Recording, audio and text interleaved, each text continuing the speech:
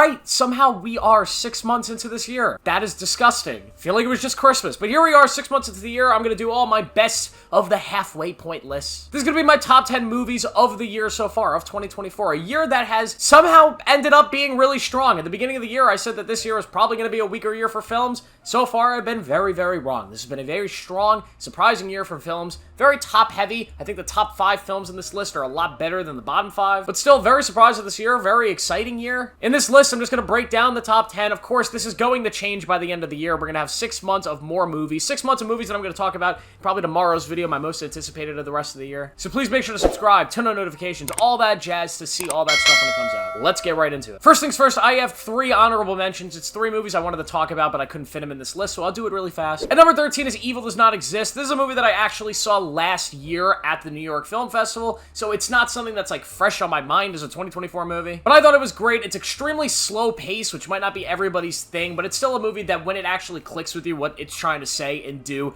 it works extremely well. Go check it out. It's a great film from the same guy that made the movie Drive My Car, which was a big Oscar hit a few years ago. And number 12 is Lisa Frankenstein. This is a movie that I absolutely loved when I saw it. I thought it was funny. I thought it was just fun. It was cool. I think Catherine Newton gives a great performance here. It's just a really great sort of Valentine's Day rom-com movie that I don't think enough people saw, but I enjoyed it. And number 11 is Hitman. This is a movie that I thought was going to be extremely high on this list. It's another one I saw last year at the film festival, and I absolutely loved it. I recently rewatched it, and I just did not like it as much. Actually, I didn't like it anywhere near as much as I liked it the first time I saw it. So that's why I'd miss this just outside my top 10, but yeah, it is a good movie. All right, let's jump into the top 10.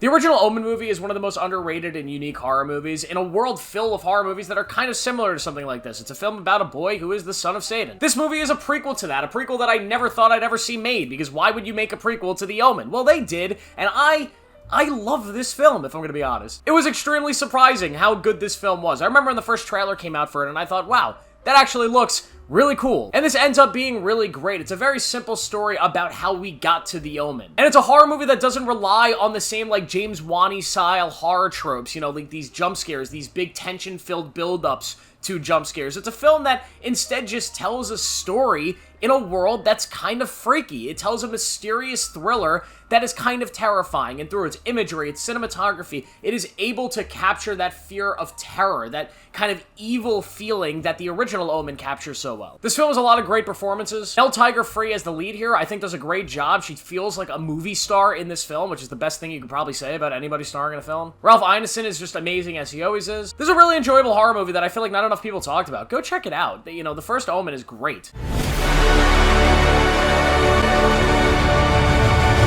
I was really excited for Kingdom of the Planet of the Apes because I've been a big fan of this new franchise of 8 movies that we've gotten over the last 15 years. This, of course, is the first film of a brand new trilogy that we're going to be getting over the course of the next, like, 6 to 8 years, and it is a brand new relaunch, sort of the franchise as we take place about 300 years after War for the Planet of the Apes. Caesar is long gone, and we have a new world that is pretty much ran by apes, and we're just kind of jumping in to see what's going on now. We follow new characters, and it is a big, grand, epic adventure. And I really love this film. It is exactly what I just said, a big, epic, grand adventure as we follow these characters as they go across the world, and we slowly world build and figure out what the world looks like now. What is this actual Kingdom of the Planet of the Apes? Proximus Caesar is one of the coolest villains this franchise has ever offered. I think the way he's performed, the way he sounds, everything about him is just so interesting. I wish there was more to him. My only complaint about this movie, it is a little too long, and I think it feels a little anticlimactic at times, but it's still a movie that I've gone back and rewatched, and I still enjoyed. It's one of the stronger films in the franchise. Need a bit of honey.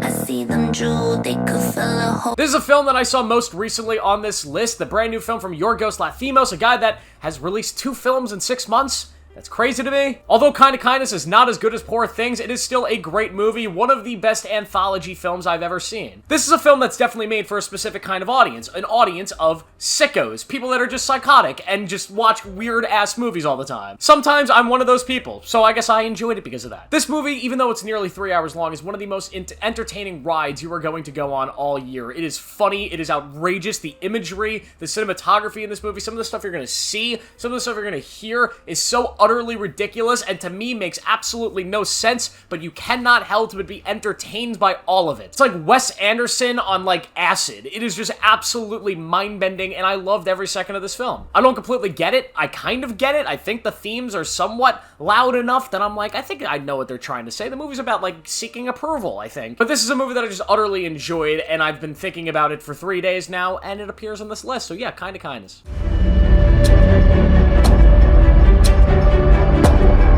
Another movie I saw recently, The Bike Riders. This is one that I had like zero expectations for. It's one that I didn't think I was going to love, just because the fact that it was delayed and a lot of the trailers made it seem like kind of an Oscar baity, sort of generic, like historical thriller type thing about this biker gang, and I was pleasantly surprised to find that this was like a very, very solid Martin Scorsese type mob movie. Of course, Martin Scorsese didn't direct it, Jeff Nichols directed it, and it's a movie that just kind of surprised me just by how entertained and how immersed I was in this world of these bike riders. I think the performances in this movie are the biggest standout, and it's what made this movie throughout its entire runtime be so engaging and so entertaining. Specifically Tom Hardy, who is absolutely a scene stealer in this movie. He's incredible. I think Norman Reedus does some stuff in this movie in his short screen time that is just remarkable and so different from anything I've ever seen Norman Reedus do. This movie, like I said, feels like Casino. It feels like Goodfellas. It's just kind of like this decade-spanning journey that these bike riders, these families, are going on, how it descends into crime, how there's drama amongst them, how the scenes are kind of laid out.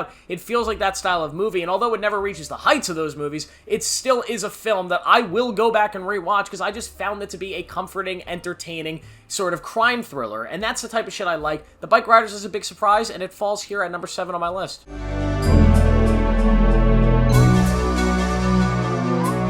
I saw The TV Glow as one of the most haunting films I've seen in quite a while. It's one of those films that while I was watching it, it wasn't completely clicking with me. It wasn't completely connecting with me. And I thought, yeah, this is really, really good, but I just don't know how I truly feel about it. And then as the film sat with me and as I thought about it for the weeks afterwards, I realized it was the only thing I was thinking about. Something about the movie truly stuck with me, and when a film could do that for you, there's really something special about it. And the more I thought about it, the scenes, how they were put together, what I actually enjoyed about the movie, I realized that, yeah, it is one of the best movies of the year. The film comes from Jane Schoenberg, who directed We're All Going to the World's Fair, another very unique horror film from a couple years ago. And although I'd be very careful to call this movie a horror film, it's not a generic horror film, it still does offer some themes and some story beats that freaked me the hell out, especially with the last third act of this movie. This movie's hard to talk about without spoiling anything, so like, the base plot of it, it's about these two kids who are obsessed with a TV show. And over that TV show, they are able to bond.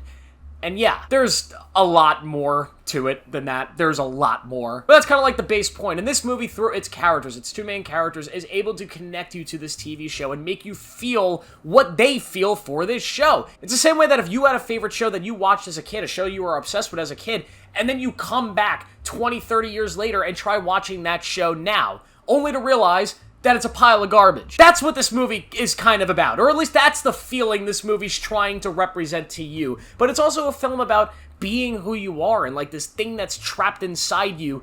Do you bury it or do you let it out? It's a great movie. It's got great music, great visuals. It's just one of the best horror movies of the year so far, and I definitely wanted to talk about it here, so that's why it's number 6.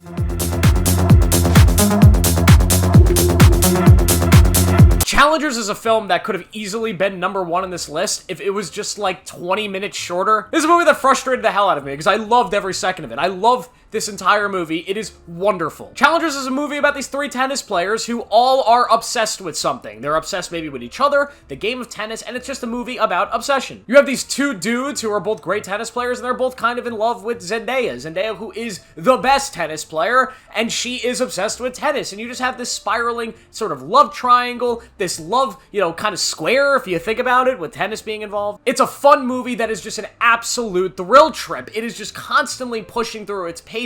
You have fun scenes, great performances. This movie is sexy. It's got some of the craziest music I've seen in a movie ever. They film tennis in some of the most unique ways. I mean, they put a camera on a ball at one point and it's bouncing back and forth. There's just some great cinematography here. It's just that third act, specifically the last couple scenes, they just stretched them out so much that the reveals and the things that happen in those scenes felt so much less satisfying because you're waiting for them to happen and they just keep stretching and stretching and stretching, and it didn't work for me. But this is still an absolutely fantastic movie. It just misses out on the top 4 because the next 4 movies are the only 4 movies I've given 5 out of 5s for this year. They're my 4 favorite movies of the year, and I think they're easily the best so far. So let's get right into them.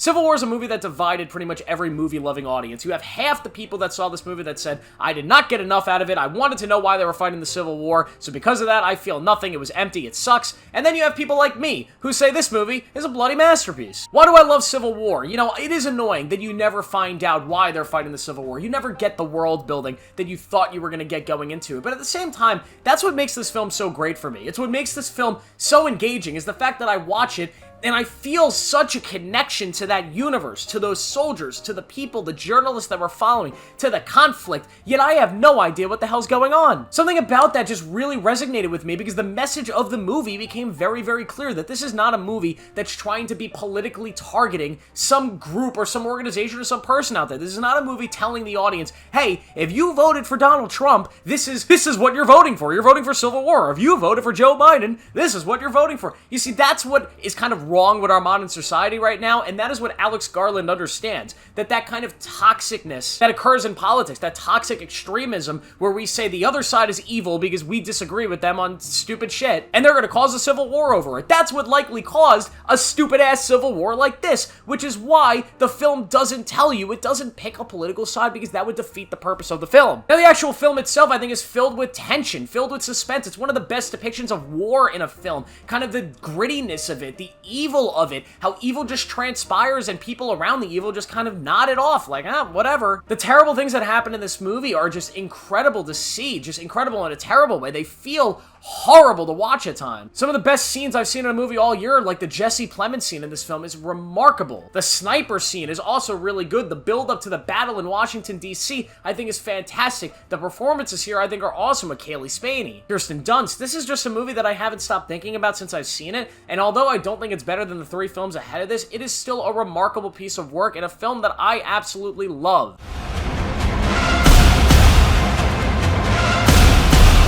This one's gonna be sad to talk about, because although I love this movie, I think it's a 5 out of 5, it's a masterpiece, it's a great movie. It's also a movie that bombed at the box office, because you idiots didn't go see it. So now we'll never get another Mad Max movie. Congratulations, guys. I guess we'll get another million Marvel movies, but no more George Miller beautifulness, because you dumbasses didn't go see it, because, oh, we don't like women. I don't know what the real reason people didn't go see this movie was for. Like, I genuinely don't know. I think it's because Hollywood has become so woke, they think anytime you take a franchise and put a female lead, it's gonna be a woke movie. This movie's not woke, guys. Furiosa is an epic odyssey of a film, exactly how they describe it. We follow the entire life of Furiosa leading up to Mad Max Fury Road. We see her as a kid, as she gets kidnapped by this group led by Chris Hemsworth, who plays this incredibly charismatic villain who is so fun to watch. Every time he's on screen, he steals the scenes. And we watch her journey as she joins up with Bill, and she becomes kind of the badass that we know her to be, and she starts going on this quest for revenge. At the core of this film, it is a revenge tale, which you know what you're getting out of that. The film, although, does have too much of a reliance on CGI compared to Fury Road, I didn't mind it that much, and I think a lot of the fights, specifically the main truck chase about at the center of this film, was definitely very, very well made and well thought out, and I absolutely loved it. This film just feels so epic, it feels so grand. When characters are fighting, it feels great. I think the actual character story going on here is better than Fury Road.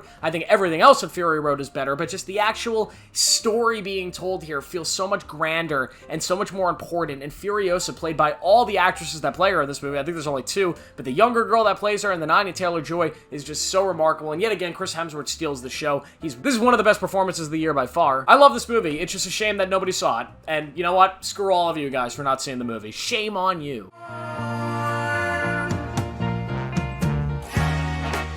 Late Night with the Devil is easily the biggest surprise of the year. It's a movie that I almost wanted to put number 1, but then I just thought to myself, like, really?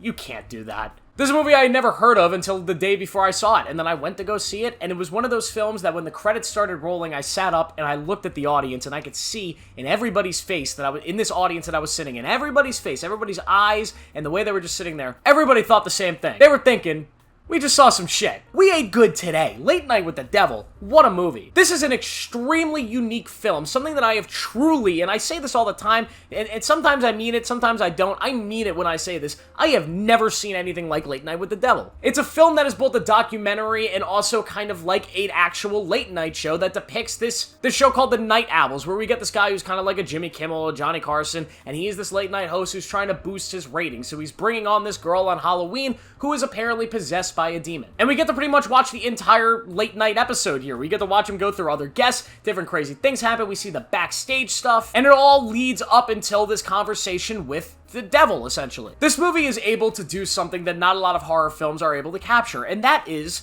feel real. Something about this movie feels so real. It feels like something that I'm actually watching. I'm actually watching a documentary about these events that took place. And that's done for two reasons. A, because of the actual commitment from the directors here to make this feel like a late night episode of TV. This movie is shot to feel like something that was aired on ABC or NBC, like on an actual late night episode. They are committed to the style of this movie. It would be very easy to break that commitment and go do other kind of stylistic things throughout the film, which they do sometimes. During the commercial breaks, you get this black and white sort of found footage documentary type thing that they do, which I do think is weaker than the actual late night stuff, but still works well. But also because David Dastmalchian is just so convincing as a late night host. This guy is so good in this role, and I would have never thought that he could play a character like this, and he is just so effortless with it. This is by far my favorite performance of his. When you actually get to the part of the movie where you're talking to the devil and some freaky things start to happen, yet again, this is not a conventional horror movie like the first Omen. It scares you in different ways, and the ways that it scares you, I think, are much more impactful than anything else I've seen this year. There are some shots and some moments in this film that truly shivered me, like that just made me feel uneasy. And by the time this movie ended with the message it's clearly trying to say and the themes, I felt a sense of just, ugh, this is terrifying. It's just kind of remarkably terrifying, the things this movie is saying about chasing your dreams, about selling your soul to something, about fighting for something, and what that can do to you if you go too far with it. This movie inspired me to write an entire screenplay on the Bohemian Grove. My screenplay has nothing to do with this movie, doesn't feel anything like it, but yeah, take that as you will. I loved every second of this movie. I've rewatched it a bunch of times already. I definitely recommend you go check it out for yourselves, because it's one of those movies, yet again, not enough people saw, and I think it's easily one of the best of the year.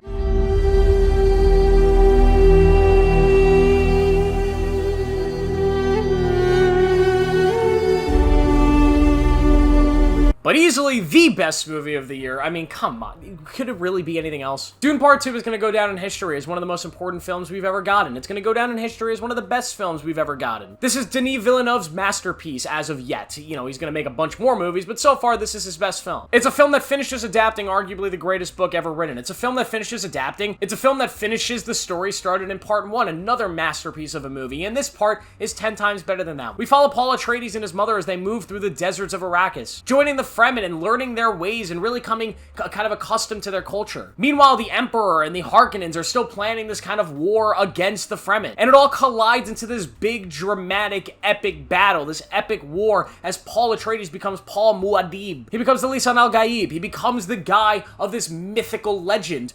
Or does he? And that's the question the movie asks. It asks the question of what is prophecy? What is a messiah? Is it real? What is this kind of undying belief in one man, one figure, and is it healthy for a society? The question that this film presents, and a question that I think is going to get further talked about in the eventual Dune Messiah movie. But it's done so extremely well. I think it's actually done even better than the book, which might be a controversial statement, but the book kind of, at times, can maybe feel a little anticlimactic. This movie feels as epic as it needs to be, and it gets directly to the audience what it is trying to say about Paul. There is no question here what Paul Atreides is becoming. I also think Zendaya's character, Chani, gets to do a lot more here than in the books. Chani in the books is just kind of a simp. She's got other aspects of her. She's kind of strong and tough, especially in Dune Messiah, but she's kind of a simp. In this movie, not a simp at all. She actually questions Paul. She has a character arc that she is going to go through, and I appreciate that change. It's not something that I would really recommend doing when you're adapting a famous book to change characters, but here it actually worked. I think the scene with the Emperor at the end, with Paul confronting the Emperor and fighting Fade Rotha, who, by the way, Austin Butler is incredible in this film.